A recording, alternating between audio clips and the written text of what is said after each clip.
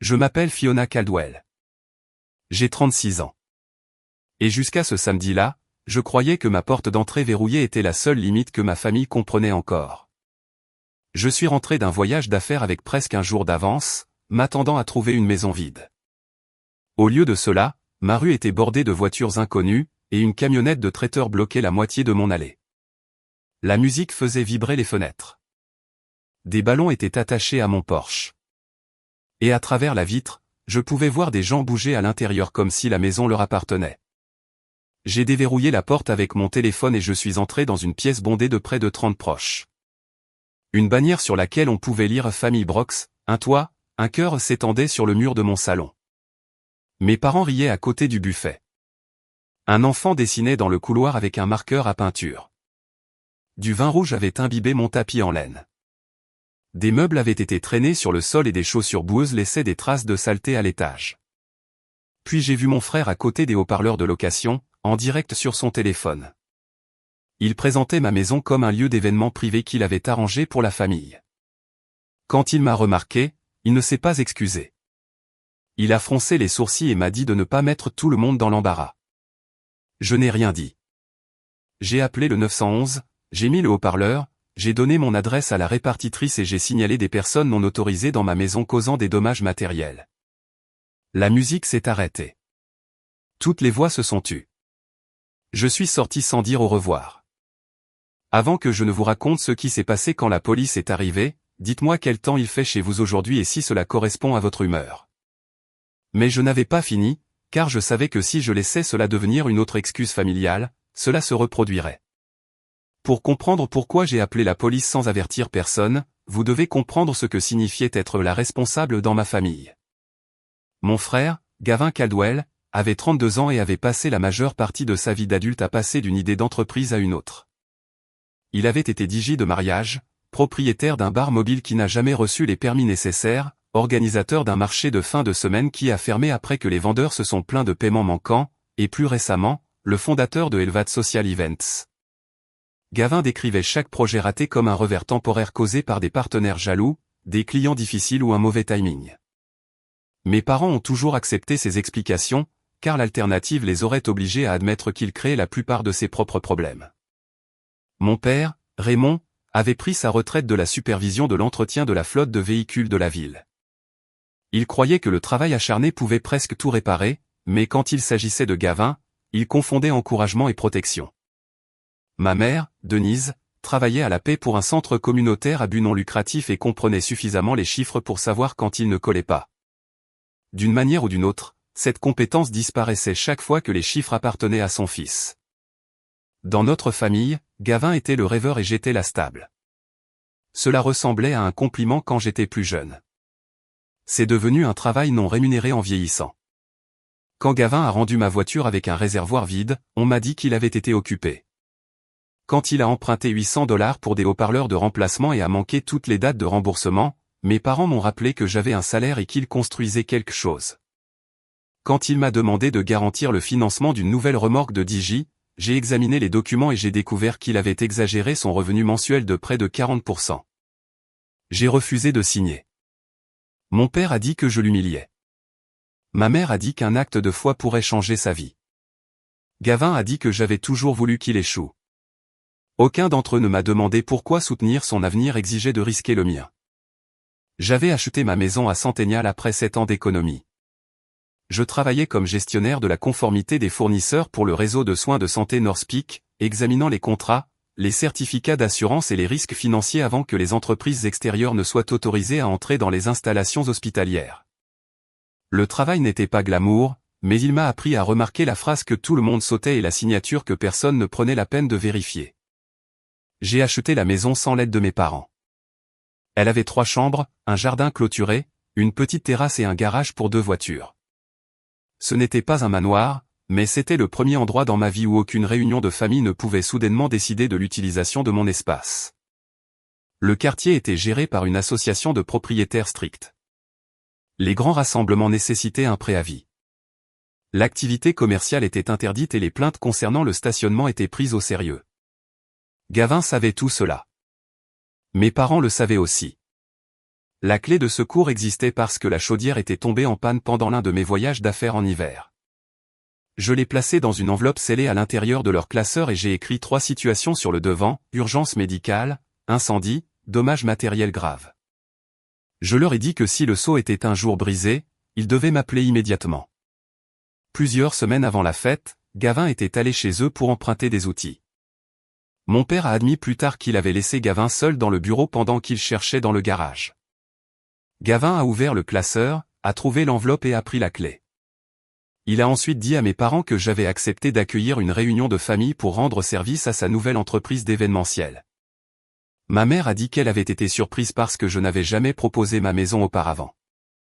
Mon père a dit que Gavin croyait probablement que j'essayais enfin de le soutenir. Aucun d'eux ne m'a appelé. Ils ont prétendu plus tard qu'ils ne voulaient pas me déranger pendant un voyage d'affaires, mais ce n'était pas la vérité. Ils soupçonnaient que je pourrais dire non, et ils ont décidé qu'il serait plus facile de demander pardon après l'événement que de risquer d'entendre ma réponse à l'avance. Ce choix était la trahison sous-jacente à tout le reste. Gavin avait volé la clé, mais mes parents l'avaient aidé à transformer le silence en permission.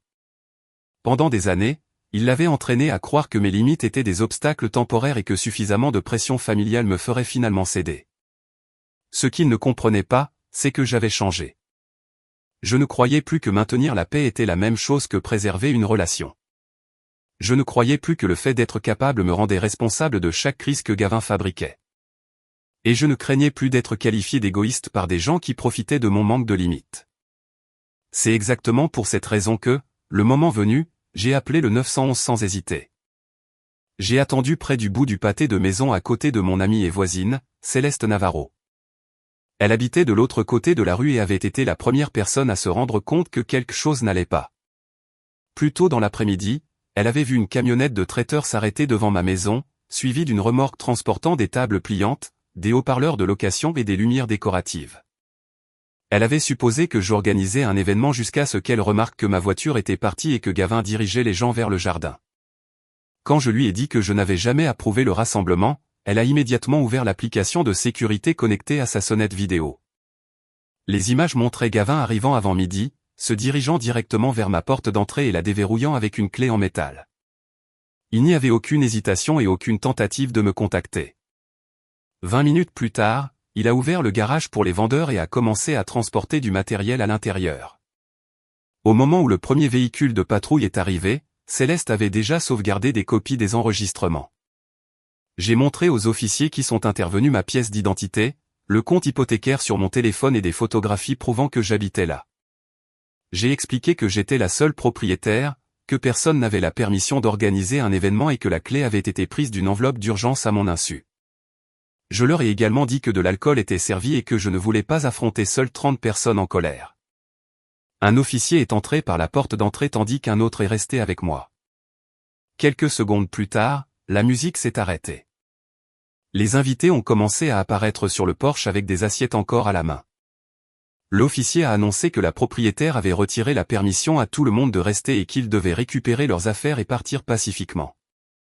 La plupart de mes proches semblaient embarrassés. Quelques-uns semblaient en colère contre moi, comme si mon arrivée avait interrompu quelque chose que j'avais promis de fournir. Gavin est sorti en insistant sur le fait que c'était un malentendu. Il a dit que mes parents avaient approuvé la réunion et que tout le monde croyait que j'avais donné mon accord. L'officier a demandé si mes parents étaient propriétaires de la maison. Gavin n'a pas eu de réponse. Mon père a essayé d'expliquer que c'était une affaire de famille privée. L'officier lui a dit que cela avait cessé d'être privé lorsque quelqu'un était entré sur une propriété sans le consentement du propriétaire et que des dommages avaient été signalés. C'est alors qu'une de mes tantes a demandé si elle serait remboursée. Je me suis tourné vers elle car je pensais avoir mal entendu. Elle m'a montré une confirmation de paiement de $120 envoyée à Elvat Social Events. La description indiquait de contribution pour l'admission et le lieu de la réunion de famille Caldwell. Plusieurs autres proches avaient payé le même montant. Gavin a immédiatement affirmé que l'argent ne couvrait que la nourriture et l'équipement, mais le personnel du traiteur avait déjà dit à la police que leur facture était inférieure à la moitié de ce qu'il avait collecté. La question a commencé à se propager dans la foule. Les gens voulaient savoir pourquoi ils avaient payé une contribution pour le lieu alors que le lieu m'appartenait. Ils voulaient savoir pourquoi Gavin leur avait dit que j'étais sa partenaire commerciale. Il a répondu en m'accusant de rendre tout suspect. Je n'ai pas discuté avec lui. J'ai demandé à l'officier d'enregistrer le reçu de paiement dans le cadre du rapport. L'expression de Gavin a changé quand il a réalisé que je n'étais pas intéressé à gagner la conversation. J'étais en train de créer de la documentation. Il a fallu près de 40 minutes pour vider la maison. Ce n'est qu'après que chaque invité et vendeur fut dehors que j'ai désactivé les codes d'accès existants, retiré les appareils connectés du réseau domestique et programmé un serrurier. Je n'ai enfermé personne à distance. Je n'ai pas touché à la propriété endommagée. J'ai photographié l'entrée principale, sauvegardé l'historique de la serrure intelligente et téléchargé la vidéo de Céleste dans 2 dossiers sécurisés. Ensuite, j'ai contacté l'assurance habitation Arborstone et j'ai ouvert une réclamation pour entrée non autorisée et dommages matériels actifs. Ma représentante d'assurance, Mélanie Ruiz, m'a demandé de ne rien nettoyer avant qu'un expert n'ait tout documenté. J'ai également contacté Alpine Community Management avant que l'association des propriétaires ne puisse entendre parler du bruit par quelqu'un d'autre. J'ai expliqué que le rassemblement n'avait pas été autorisé et j'ai fourni le numéro du rapport de police. La représentante ne pouvait pas promettre que la violation serait annulée, mais elle a noté que je l'avais signalé moi-même et que je coopérais. Dans la salle à manger, j'ai remarqué des boîtes en carton étiquetées Blue Mesa Gathering LLC. J'ai appelé l'entreprise au numéro figurant sur l'étiquette et j'ai parlé à Félix Romero, le responsable des opérations du week-end. Je lui ai dit que j'étais propriétaire de l'adresse où son entreprise avait livré du matériel et j'ai demandé qui avait autorisé la réservation. Il semblait confus. Selon son système, la propriétaire avait signé un formulaire d'autorisation 3 semaines plus tôt. Je lui ai dit que je n'avais rien signé. Son ton est devenu beaucoup plus prudent. Je lui ai demandé de conserver tous les courriels, pièces jointes, factures et paiements liés à la réservation. Grâce à mon travail, je savais qu'il ne fallait pas exiger qu'il supprime quoi que ce soit ou l'accuser de fraude avant d'avoir vu les preuves. Félix a accepté d'envoyer les documents à mon avocate une fois que je lui aurais fourni une autorisation écrite. Avant de terminer l'appel, il a confirmé que la réservation avait été soumise à partir d'une adresse électronique contenant mon nom. L'adresse semblait presque correcte, mais il y avait un mot supplémentaire après mon nom de famille. Elle avait été créée pour ressembler à la mienne à première vue. Pendant que j'attendais les documents, Céleste m'a aidé à chercher dans la discussion de groupe de la famille. Gavin m'avait accidentellement incluse dans un ancien fil de messages qu'il supposait que je ne lisais jamais. Enfoui entre des photographies et des mises à jour sur le traiteur se trouvait un lien d'inscription. La description de l'événement qualifiait ma maison de lieu de prévisualisation privée pour Elvad Social Events. Il promettait aux invités un cadre suburbain de premier ordre, une salle à manger intérieure, des divertissements dans le jardin et une coordination d'événements professionnels. Gavin avait utilisé des photos de mon compte de médias sociaux pour faire la publicité de la maison. Il avait présenté mon salon, ma cuisine, mon jardin et mon allée comme des ressources contrôlées par son entreprise. Sa diffusion en direct n'était pas simplement une vidéo de famille. Il montrait à des clients potentiels ce que son entreprise pouvait offrir. 1 heure plus tard, Félix a envoyé par courriel une copie du formulaire d'autorisation du propriétaire. Mon nom complet apparaissait en bas. En dessous se trouvait une image numérique de ma signature. Je l'ai reconnue immédiatement. 2 ans plus tôt, j'avais envoyé par courriel à mon père un document de transfert de véhicule signé lorsque nous avons vendu une vieille voiture familiale. Quelqu'un avait copié cette signature et l'avait placée sur un nouveau PDF. Le formulaire me transférait la responsabilité des blessures des invités, des violations de voisinage et des dommages matériels en tant que propriétaire inscrite. Gavin n'avait pas simplement emprunté ma maison. Il avait essayé de me rendre légalement responsable de son événement d'entreprise tout en collectant l'argent pour lui-même. Puis la société événementielle m'a envoyé un autre document, et ce que j'ai vu a fait paraître la fête elle-même comme la plus petite partie de la trahison. Le deuxième document était une chaîne de courriel entre Gavin et Blue Mesa Gathering. Félix avait demandé si la propriétaire serait disponible pour un appel de vérification. Gavin a répondu depuis le faux compte en se faisant passer pour moi et a écrit que je travaillais dans l'administration des soins de santé et que je ne pouvais pas prendre d'appel personnel.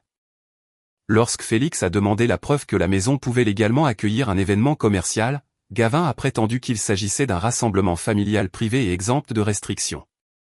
Il a façonné chaque mensonge autour d'un fait qu'il connaissait de ma vie.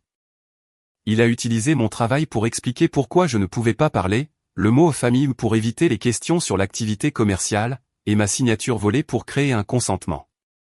C'est à ce moment-là que j'ai appelé Adrienne Knox.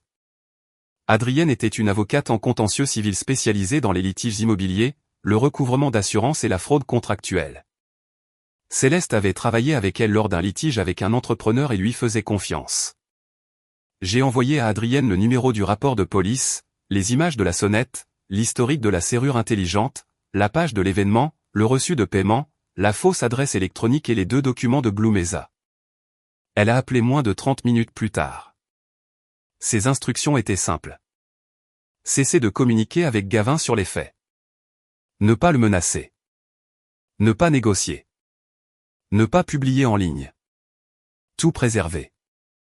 Elle a expliqué que la colère n'affaiblirait pas mon cas, mais que des messages imprudents pourraient le compliquer. Ce soir-là, elle a envoyé des avis de préservation à Blue Mesa, Elvat Social Events, la société de traiteurs et le fournisseur de location. Elle a demandé les contrats, les courriels, les registres de paiement, les photos de livraison et les informations de compte. Blue Mesa a coopéré parce que la fausse autorisation crée également un risque pour eux. Lorsque l'expert en assurance est arrivé le lendemain matin, j'ai enregistré une vidéo continue avant que quiconque ne déplace une chaise. La maison n'était pas détruite, mais elle montrait ce que 30 personnes pouvaient faire lorsqu'elles traitaient une maison privée comme une salle de location. Le vin rouge avait imbibé le tapis en laine crème. L'adhésif de la bannière avait arraché la peinture et le papier peint du mur.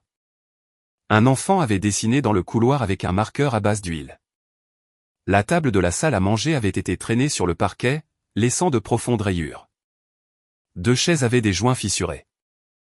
Un plat de service brisé avait ébréché le comptoir en pierre. La vanité à l'étage avait des dégâts d'eau après que quelqu'un ait bouché l'évier et laissé le robinet couler. De la boue recouvrait le tapis d'escalier.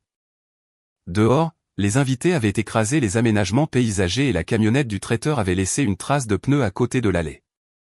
La perte la plus douloureuse était un vase en céramique fait à la main qui appartenait à ma grand-mère. Il n'était pas extrêmement précieux, mais il ne pouvait pas être remplacé. Les estimations préliminaires approchaient les 14 000 $. Le nettoyage dépassait 1 000 $. La peinture et la réparation des cloisons sèches coûtaient près de 2 000. La réparation du sol était de 2 800. Le spécialiste des tapis a dit que le remplacement pourrait dépasser 3 000. Les meubles, la plomberie, la réparation du comptoir, l'aménagement paysager et les frais de l'association des propriétaires constituaient le reste. Mélanie a expliqué que Arborstone déciderait quelles dépenses étaient couvertes. Si la compagnie payait, elle pourrait poursuivre Gavin par subrogation. Je ne pouvais pas récupérer la même perte 2 fois, mais je pouvais demander ma franchise, les dépenses non couvertes, le logement temporaire, les changements de sécurité et les frais juridiques appropriés. C'était important pour moi. Je voulais la responsabilité, pas le profit. Adrienne a engagé Ethan Park, un spécialiste de l'authentification de documents numériques. Il a analysé le PDF, les couches d'images, les métadonnées, les modèles de compression et le document original du véhicule. Son rapport a révélé que la signature sur le formulaire de Gavin correspondait à l'original en termes de forme, de structure de pixels et d'artefacts de bord. Elle avait été copiée, redimensionnée et insérée. Le PDF ne contenait aucun certificat de signature électronique légitime ni de piste d'audit vérifiée. Le faux compte de messagerie indiquait le numéro de téléphone de Gavin comme contact de récupération. Adrienne a fourni le rapport d'Ethan à l'inspecteur Warren Price, l'enquêteur désigné après l'intervention de la police. Il n'a pas promis d'arrestation. Il a dit que les preuves pourraient étayer une enquête pour entrée non autorisée, usurpation d'identité, actes liés à la falsification et dommages matériels. Mais les procureurs décideraient si des accusations étaient appropriées. Je n'avais pas besoin de promesses dramatiques. J'avais besoin que les preuves soient traitées correctement. Adrienne a envoyé à Gavin une lettre de mise en demeure formelle lui demandant de cesser d'utiliser des photos de ma maison, de préserver tous les documents commerciaux, de divulguer l'argent collecté et de ne communiquer que par l'intermédiaire d'un conseil. Gavin a supprimé la page publique d'Elvat Social Events et a prétendu que son compte avait été piraté. Malheureusement pour lui, Blue Mesa avait des photos le montrant en train de diriger l'installation, et sa diffusion en direct le montrait qualifiant la fête de première expérience de lieu privé de son entreprise. 2 jours plus tard, Blue Mesa a fourni un dernier courriel. Des mois plus tôt, Gavin avait demandé s'il pouvait inscrire un entrepôt comme site d'événement sans obtenir la signature directe du propriétaire. L'entreprise avait refusé. Cette question montrait qu'il comprenait que l'autorisation était requise. Ce n'était pas une erreur d'inattention. C'était un plan. Mon téléphone s'est rempli de messages avant que Gavin ne reçoive la lettre d'Adrienne. Ma mère a dit que j'avais effrayé des parents âgés en appelant la police. Mon père a dit qu'un tapis endommagé ne valait pas la peine de diviser la famille. Gavin a écrit que je détruisais sa carrière pour un après-midi. Une tante m'a accusé de valoriser la propriété plus que les gens. Je n'ai pas répondu dans la discussion de groupe. Chaque message a été sauvegardé et transmis à Adrienne. Tout le monde discutait de ma réaction tout en évitant ce qu'il avait causé. Personne n'a demandé pourquoi Gavin avait créé un compte de messagerie à mon nom, copié ma signature ou fait payer des proches pour un lieu qu'il ne possédait pas. Ils ont seulement demandé pourquoi je refusais d'absorber les conséquences en silence. Adrienne a organisé une réunion au Knox Legal Group. Gavin est arrivé avec mes parents et son avocat, Douglas Finch. Gavin portait un blazer de ses photos promotionnelles et agissait comme s'il pouvait corriger un malentendu. Mon père avait l'air en colère. Ma mère avait l'air épuisée. Adrienne a placé 3 dossiers sur la table. Le premier contenait les preuves d'accès, y compris les images de Céleste, les enregistrements de la serrure intelligente, les photos de l'enveloppe de la clé ouverte et le rapport de police. Le deuxième contenait les paiements d'inscription, les factures des fournisseurs, les virements bancaires et les captures d'écran de la page de l'événement. Le troisième contenait la fausse autorisation, les enregistrements de courriel et le rapport d'Ethan. La confiance de Gavin s'est affaiblie avant qu'Adrienne n'ait fini de résumer le premier dossier. Douglas a essayé de décrire la situation comme un consentement mal compris. Adrienne lui a demandé d'identifier un seul message dans lequel j'acceptais l'événement. Il n'a pas pu. Elle a montré le numéro de récupération du faux courriel connecté à Gavin. Douglas a cessé d'utiliser le mot malentendu. Gavin a dit qu'il n'avait jamais eu l'intention de me faire du mal. J'ai demandé s'il avait eu l'intention d'utiliser mon adresse. Il a admis que oui. J'ai demandé s'il avait eu l'intention de collecter de l'argent. Il a qualifié les paiements de remboursement. Adrienne a ouvert les registres comptables. Gavin avait collecté $3,600. La restauration, les locations et les décorations coûtaient un peu plus de 1 700. Il a transféré $900 pour du matériel de DJ en retard et a dépensé plusieurs centaines en dépenses personnelles. Moins de 200 restaient. Gavin avait dit à tout le monde qu'il avait payé la réunion lui-même. Mon père l'avait publiquement remercié pendant la fête. Gavin a accepté les louanges tout en sachant que presque tous les adultes présents l'avaient payé. Ma mère a dit qu'elle croyait que la contribution pour le lieu allait directement à une société de location. Gavin lui avait dit que c'était le cas. Adrienne a demandé si elle avait vu le formulaire d'autorisation. Ma mère a admis l'avoir vu sur l'ordinateur familial. La signature semblait inhabituelle, mais Gavin a insisté sur le fait que je l'avais signé sur mon téléphone. Elle a envisagé de m'appeler, mais il l'a averti que je pourrais annuler si elle posait des questions. Elle a choisi de ne pas vérifier parce qu'elle voulait que la réunion ait lieu. Son aveu a fait plus mal que les mensonges de Gavin. Elle avait reconnu un signe avant-coureur et avait détourné le regard. Mon père a dit qu'un jugement formel pourrait suivre Gavin pendant des années et m'a demandé de considérer son avenir.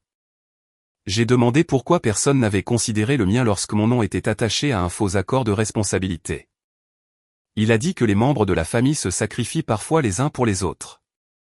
Je lui ai dit que le sacrifice est quelque chose qu'une personne choisit.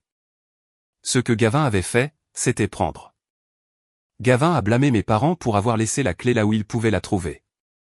Adrienne a diffusé des images le montrant entrant dans leur bureau et repartant avec l'enveloppe d'urgence dans sa veste.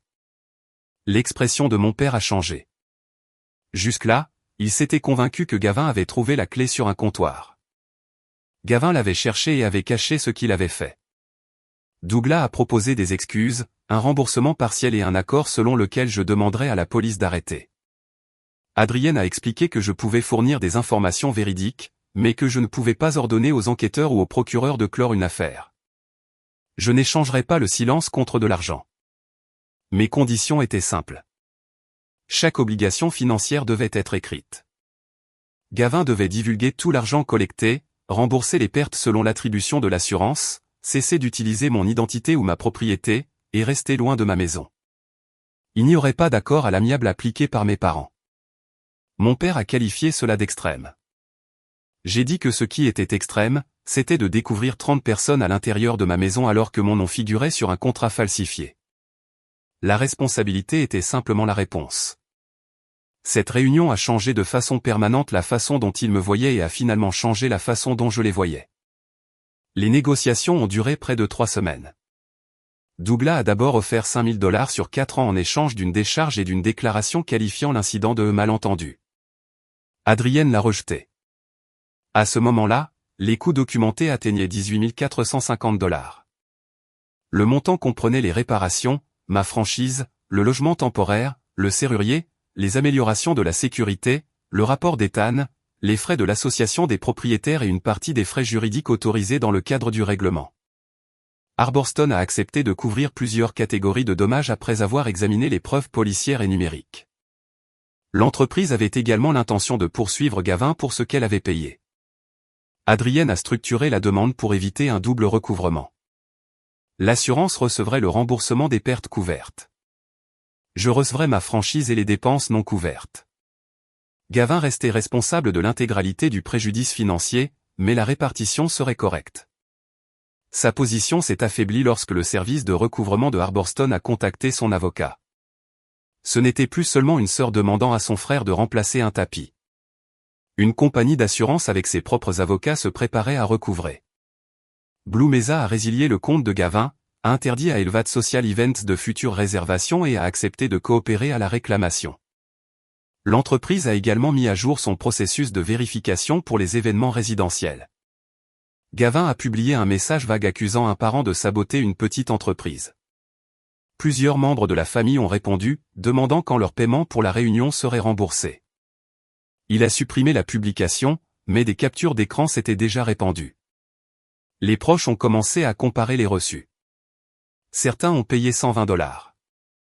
D'autres ont payé $150 après que Gavin ait prétendu que les prix de la restauration avaient augmenté.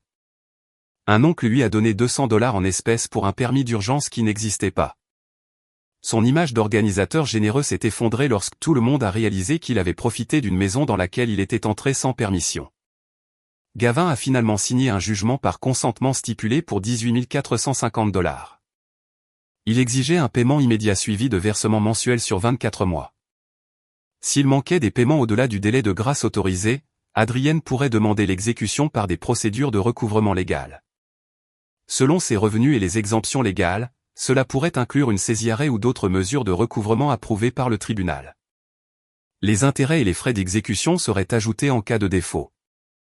Il devait également rembourser les proches pour les frais qu'il avait déformés, bien que ces paiements soient distincts de ce qu'il me devait ainsi qu'à l'assureur.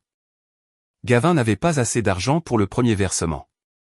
Il a vendu sa moto, sa remorque de DJ, ses haut-parleurs professionnels, ses lumières de scène et son équipement de bar portable. Ces articles étaient au cœur de l'image qu'il projetait en ligne. Il posait souvent à côté d'eux et se qualifiait de fondateur d'une marque de divertissement en pleine croissance. Les voir disparaître n'était pas joyeux, mais c'était approprié. Il avait utilisé des biens financés par des dettes impayées pour convaincre les gens qu'il était prospère. Les vendre a été la première décision financière honnête qu'il ait prise depuis des années. Mes parents ont choisi d'aider à couvrir une partie du versement initial grâce à une ligne de crédit sur valeur domiciliaire. Je ne l'ai pas demandé et n'ai reçu aucun argent directement de leur prêt.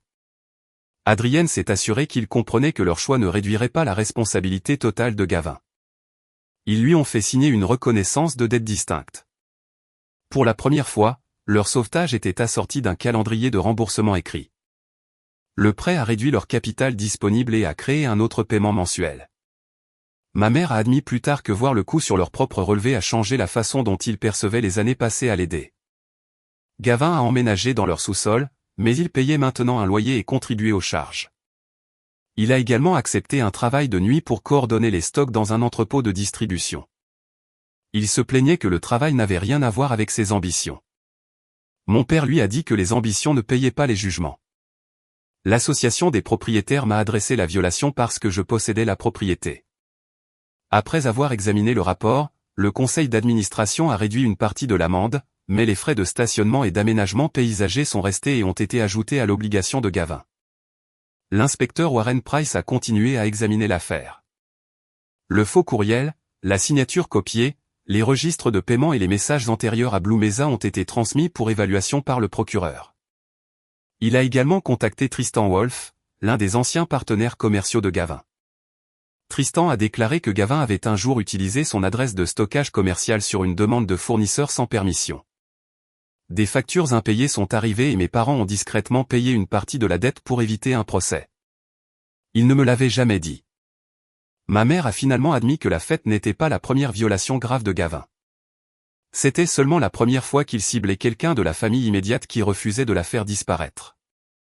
Je n'ai pas prétendu que Gavin ferait certainement face à des poursuites pénales, car cette décision appartenait aux enquêteurs et aux procureurs. Ce qui était certain était déjà suffisant. Il avait un jugement civil, avait perdu son équipement d'événementiel, perdu l'accès à un fournisseur majeur, devait des remboursements à des proches, devait de l'argent à mes parents et avait besoin d'un emploi stable pour maintenir le calendrier de paiement. Sa réputation a été endommagée par sa propre diffusion en direct et ses dossiers. Plus important encore, le système familial n'acceptait plus toutes les excuses sans documentation. Mon père a cessé de me demander de la clémence. Ma mère a cessé de transmettre les plaintes de Gavin. Pour la première fois de sa vie d'adulte, l'inconvénient restait attaché à la personne qui l'avait créé. Gavin pensait que signer l'accord mettrait fin à tout. En réalité, les conséquences ne faisaient que commencer. Les réparations ont pris près de 6 semaines. Le couloir a été repeint, le sol refait et la vanité endommagée remplacée. Le tapis en laine n'a pas pu être restauré, j'en ai donc choisi un nouveau qui avait l'air complètement différent. Au début, je voulais que chaque pièce soit rendue exactement comme elle était avant la fête.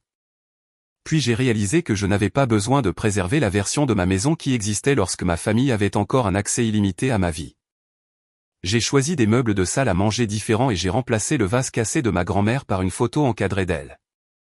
L'objet avait disparu, mais le souvenir n'appartenait pas à Gavin. J'ai installé des serrures intelligentes avec des codes temporaires, des capteurs de porte, des caméras couvrant l'entrée et le garage, et une alarme qui me notifiait chaque fois que l'accès extérieur changeait. Aucune clé de secours permanente n'est restée chez mes parents. Un ami local de confiance est devenu mon contact d'urgence, et les codes visiteurs expiraient automatiquement. J'ai également revu mes désignations de bénéficiaires, mes documents de propriété et mes autorisations d'urgence. Gavin a été retiré de tous les postes qui pourraient lui donner accès, autorité ou information. Ma relation avec mes parents ne s'est pas terminée, mais elle a changé. Ils devaient donner un préavis de 48 heures avant de venir. Ils ne pouvaient pas amener d'invités supplémentaires sans permission, utiliser ma maison pour des réunions ou du stockage, me faire pression pour prêter de l'argent, ou porter des messages conçus pour me faire sentir coupable. Ma mère a fait le premier véritable effort pour réparer notre relation. Elle a cessé de prétendre que la police avait ruiné la réunion et a admis que la réunion n'aurait jamais dû avoir lieu. Elle a dit aux proches que je n'avais pas approuvé la fête et que la famille n'avait pas vérifié les affirmations de Gavin. Mon père a mis plus de temps. Pendant des mois, il a qualifié mes limites de punition. Finalement, je lui ai demandé s'il appellerait cela une punition si un étranger volait sa clé, utilisait sa maison pour des affaires, copiait sa signature et collectait de l'argent auprès des invités. Il a dit non. Je lui ai dit qu'il ne devrait pas recevoir moins de responsabilités que des étrangers simplement parce qu'ils connaissent nos faiblesses. Il n'a plus jamais utilisé le mot punition. Quand la maison a été prête, j'ai organisé un petit dîner pour Céleste et quelques amis proches. Il n'y avait pas de haut-parleur loué, de frais d'inscription, de diffusion en direct ou d'invités surprise. Tout le monde a aidé à porter la vaisselle dans la cuisine avant de partir. Céleste a vérifié le jardin pour les déchets. Ces actes ordinaires comptaient parce que le respect est souvent visible dans les petits comportements. Les gens qui vous apprécient ne traitent pas votre espace comme une ressource qu'ils ont le droit de consommer. La leçon n'était pas que la police ou l'action en justice devrait être la première réponse à chaque désaccord. C'était que les limites nécessitent de la clarté, des preuves et des conséquences. Une limite sans conséquence peut devenir une demande que les personnes manipulatrices apprennent à ignorer. La responsabilité doit également rester légale et proportionnée. Je n'ai pas endommagé la propriété de Gavin, menacé son travail, inventé des accusations ou organisé du harcèlement. J'ai documenté ce qui s'est passé et j'ai utilisé la police, l'assurance, les conseils juridiques et les tribunaux aux fins prévues. La vengeance basée sur la rage crée souvent une autre victime. La responsabilité basée sur la vérité peut arrêter un schéma. J'ai aussi appris que le pardon et l'accès restauré ne sont pas la même chose. Vous pouvez libérer la colère sans rendre une clé. Vous pouvez souhaiter à quelqu'un un avenir meilleur sans le financer. Vous pouvez aimer vos parents tout en refusant de participer à leur déni. Vous pouvez espérer qu'un frère ou une sœur change tout en exigeant que chaque versement arrive à temps. Dire non ne détruit pas toujours une famille. Parfois, cela révèle quelles relations étaient fondées sur l'affection et lesquelles dépendaient de l'accès à votre travail, votre argent, votre silence ou votre propriété. Les communautés deviennent plus saines lorsque les gens comprennent le consentement, la responsabilité financière et le respect de l'espace privé. Les enfants apprennent si la loyauté familiale signifie l'honnêteté ou la protection des méfaits. En refusant de cacher ce que Gavin avait fait, je n'enseignais pas la cruauté à ma famille. Je leur enseignais que l'amour ne peut survivre sans la responsabilité. Ma maison est redevenue paisible. Mais le plus grand changement s'est produit en moi. J'ai cessé de me définir comme la personne qui pouvait tout gérer. J'avais le droit d'être capable sans être disponible pour l'exploitation. J'avais le droit de protéger ce que j'avais construit. Et des dommages qu'il a laissés derrière lui, j'ai appris la leçon la plus chère de ma vie sur la famille. Le sang peut créer un lien, mais seul le respect rend ce lien sûr. Avez-vous déjà eu à établir une limite avec quelqu'un que vous aimiez? Et qu'est-ce qui vous a aidé à rester ferme quand ils ont essayé de vous faire sentir coupable?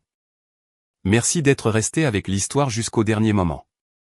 Veuillez vous souvenir que tous les personnages, situations et conflits dans cette vidéo sont fictifs et créés uniquement à des fins de divertissement et d'éducation. L'histoire vous rappelle que parfois, la réponse la plus forte à la trahison n'est pas de crier plus fort, mais de s'éloigner avec dignité, de se reconstruire et de laisser la paix devenir la fin à laquelle il ne s'attendait jamais.